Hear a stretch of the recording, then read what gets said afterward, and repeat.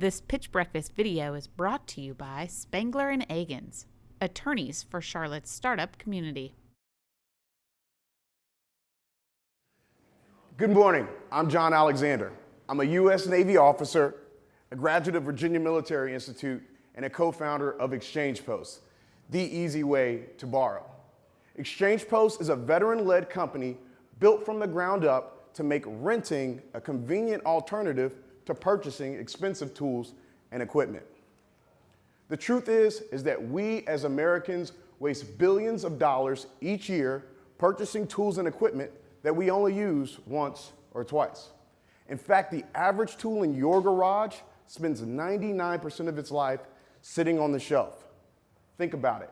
It becomes a wasted resource. So we sought out to create a solution to build value from these wasted resources. That led us to Xchange, a web and mobile platform where our users can conveniently rent tools and equipment and have it delivered to their doorstep. Deliveries are done by our team as well as other users. We source our inventory from users like you, as well as local businesses seeking to create additional value. So what does it all look like? Behind me is an actual screenshot from our app. We've incorporated some awesome features such as geolocation, an in-app camera, secure checkout, and security deposits. We found that this makes for a simple user experience as well as secure. But how do we generate money? Our business model works off collecting a transaction fee for each rental completed on our platform. In the future, we seek to gain additional revenue from affiliate sales as well as insurance packages. Now, we're excited to be disrupting some really big markets, including the $403 billion hardware industry and the $50 billion rental market. The truth is, though, you can't disrupt markets like these without running into some competition. Competition includes places such as traditional retailers, all the way to local mom and pop rental companies.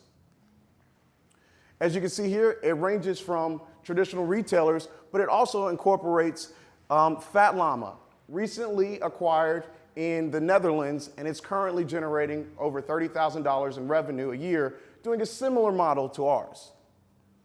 We have a lot of competitive advantages, including being the first to market and our timing in this growing sharing economy. Our value proposition benefits both sides of the market. We're able to leverage existing platforms such as Nextdoor and Craigslist to find our market. One of the most exciting is that we get to be the disruptor. We get to be the little guy shaking the tree of bigger companies. We offer unparalleled convenience, and unlike our competitors, we don't have to pay for our inventory.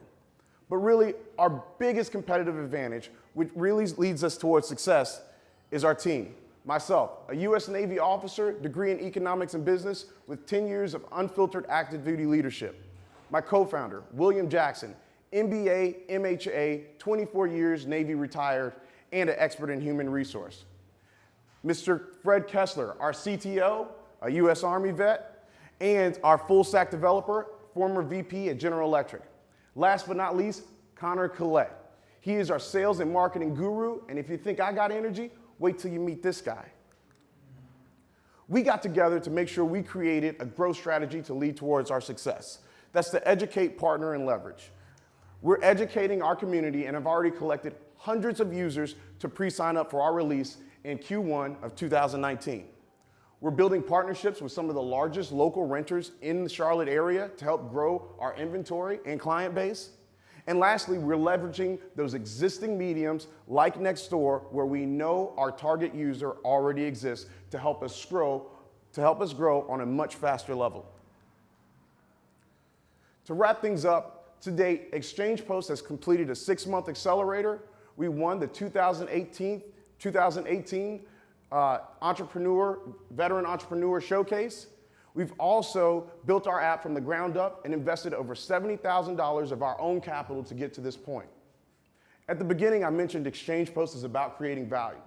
But today, I'm seeking those that can help create value for Xchange. We're looking for a $500,000 investment to fund our operation expenses, technology development, and human capital over the next 18 months.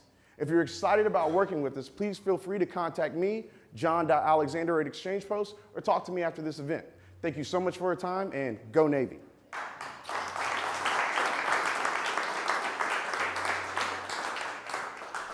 I go first? Please, yeah, please. Good job, John. I don't know. I feel like kind of a broken record at this. If you've been here, I apologize, but you made great use of the time. One of my pet peeves is people who stand up to give a 30-minute pitch in 5 minutes and just stream over everything and don't touch it. I feel like you hit the major things. Like, I want to know who you are, which you hit nicely at the end there. I want to know what your basic idea is, but then get right into the business and the market. Show me that you understand who is out there doing what you're doing. And you did a nice job with that. One sort of question that popped up, and I mean, you touched on it, but I'm not quite sure. It's when you talk about inventory, you're not talking about generators in warehouses. You're talking about access to all these people who have generators in warehouse. I say generators in their garage, which is what I meant, because I got one. It's been plugged in twice, and it's never going to get used. It's like, I'm going to sell it maybe, or maybe it'll just get thrown away. But so and how from a fraction, it's like, how much is going to be the world, the eBay world, Amazon-ish world out there, and how much is going to be Lowe's and other big partnerships, or do you know yet?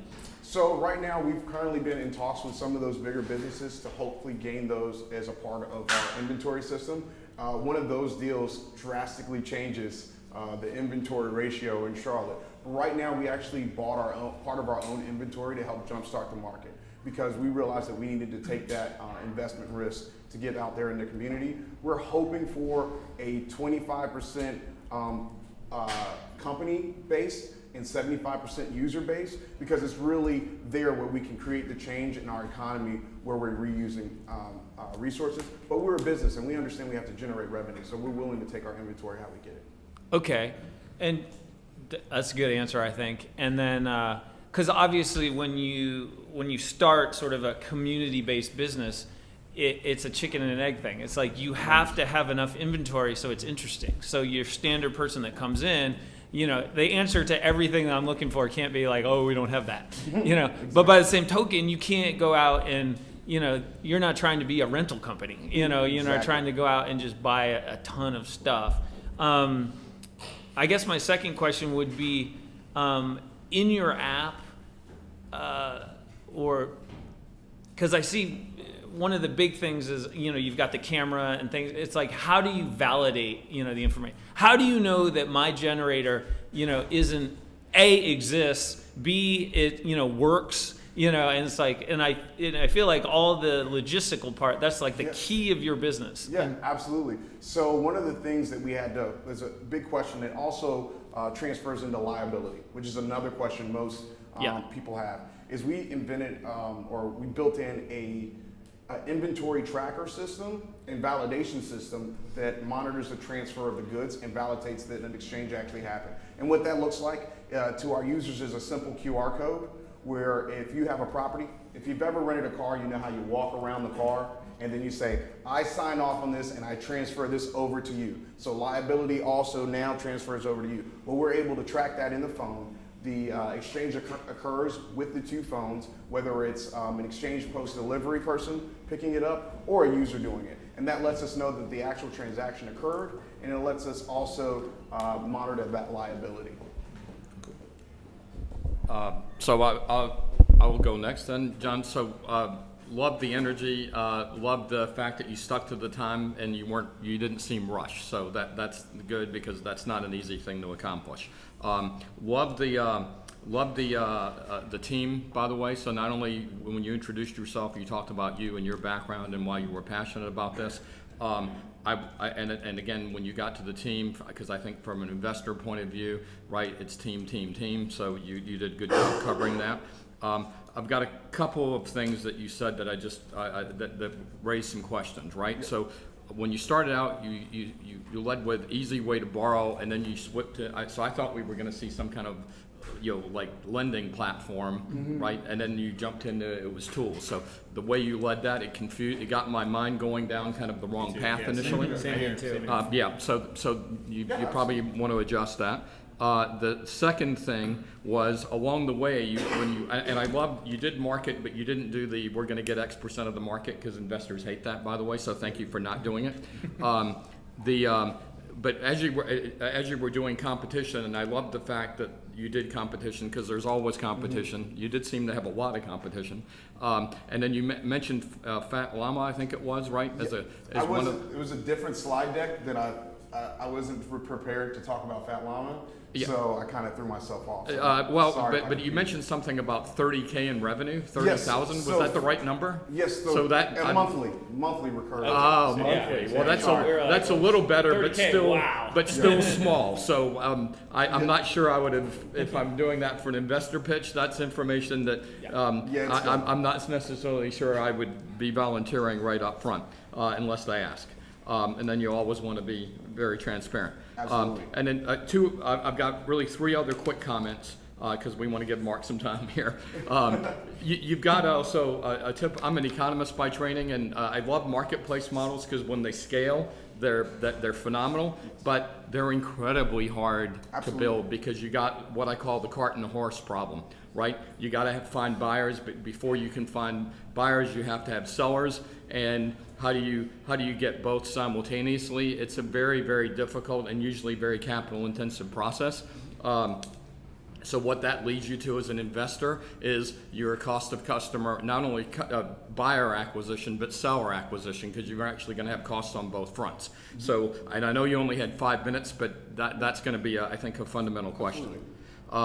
The second thing, and you addressed it a little bit in your response to Garth, are you going to go direct? Because again, as you go direct on a marketplace, it's capital intensive to build, so you're going to have to raise a heck of a lot more money than $500,000 to get it done. And then, or are you going to do the partnership model, which actually might be helpful here? So to gain our inventory, initially we're working on partnerships. We've been speaking with a lot of local contractors that may be out of season, as well as the local rental companies that exist in Charlotte. That's a revenue stream that we like to tap in. It's a little bit more business to business. Yep, and that's perfect. And one thing, again, I think you will scare the hell out of potential investors in when you start talking about buying your own inventory. That's going to freak them out, because that's going to be their money being tied up in inventory. And I think they would much rather have a marketplace model than a traditional rental model. And then inventory is already bought. So I did that. 75-25 was also. Yeah, I heard that, but I'm just that's a very capital. I understand that you're doing that to jumpstart, but I from a scalable point of view, that's going to become a big capital drain, which would be problematic from an investor point of view. And one last thing in terms of potential partners, you talked about the liability piece.